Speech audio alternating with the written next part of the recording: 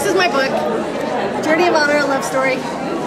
And I guess here I have to say I'm Jaclyn Hawks, but I'm not really. I'm Joni Hatch, but Jaclyn Hawks intention. So I'm going to hand that to you guys so you can read it. This is a historical novel set in 1848. It starts out in St. Joseph, Missouri. It's actually a pioneer story, but it's not your basic pioneer story. Giselle is a Dutch girl that has emigrated from Holland to join the Saints.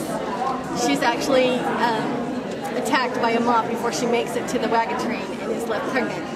And then she ends up joining this late Teamster train to go to Zion.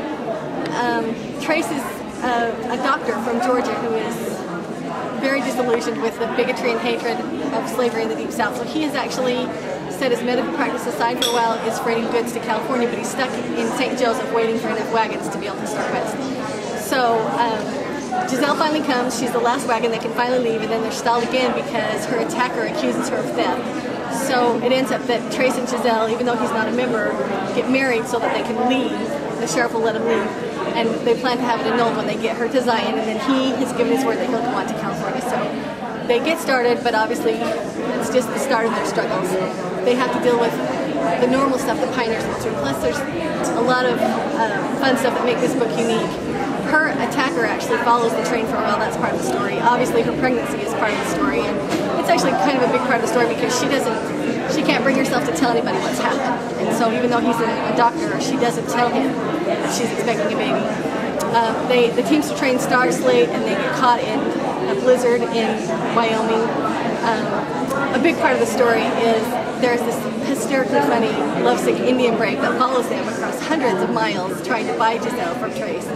So part of the story is intense, part of it is deeply sad, part of it is just really funny, I think. But Giselle's from Holland, doesn't have a clue about a wagon train in the America West, so Trace helps her with that kind of stuff, and she has a great attitude, is always pitching in and helps him get the wagon train across, and they end up being really, really great friends.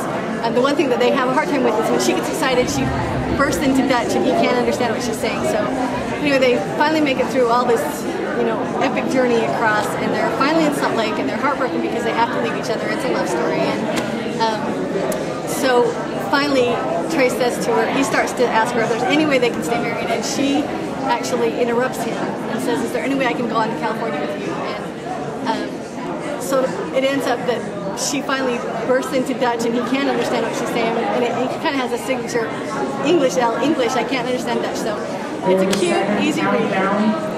My goal as an author is to write